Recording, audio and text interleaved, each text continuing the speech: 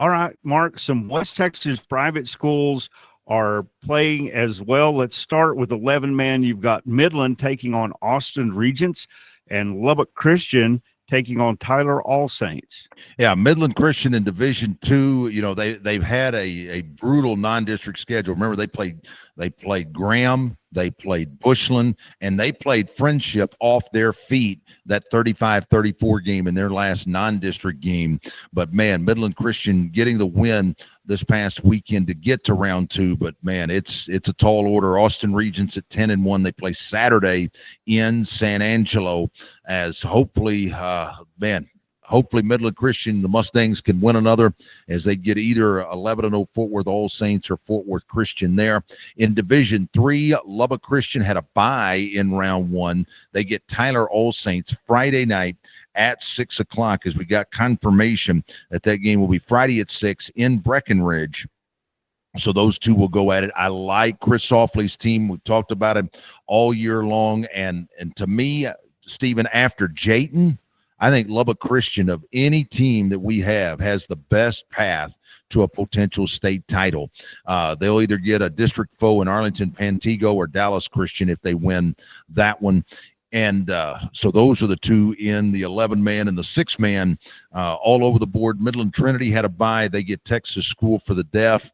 I like Midland Trinity. I've seen a little bit of their results during the year.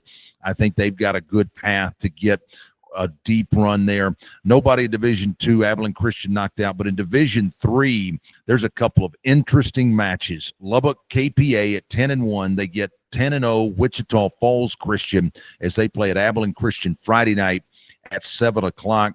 KPA will have their hands full. We've talked with Corey Hogue this year about some of the transfers from Seymour that have gone to Wichita Falls Christian. They've had a great year there. The winner of that game was probably going to get Waco Valor Prep. They better be ready. They better have the oxygen ready, right?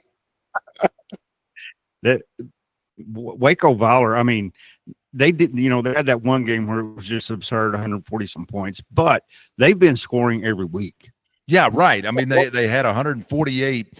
They lost in that game where they gave up 148 to Belleville Faith, and that's who is playing Fredericksburg Heritage, who's a perfect 11-0 on the year. So, I mean, you've got a couple of tremendous scoring teams. I mean, obviously, with what Waco Valor Prep did, the Midland Holy Cross putting up 146 last week in the third highest scoring game in 6-man history there last Friday night. So the winner of KPA and Wichita Falls Christian probably getting Waco Valor Prep, and there'll be some extra juice there for them. And finally, in Teo action, the Lubbock Titans in the state semis against Williamson County Friday night at 7 in Santa Ana. Titans have had a nice year. I think this is where it comes to an end for them. And in Division III, the West Texas Tornadoes in their first year, Stephen, I mean, man, what an accomplishment for those guys from Slayton. The record, not great, but it's above 500 at 5-4. And they get San Antonio Jubilee, who's 6-5. I mean, obviously, they're a more experienced team. I mean, that kind of goes without saying. But to me, a great year for West Texas. I think this is where it comes to an end for them, although it's not going to shock me if they win.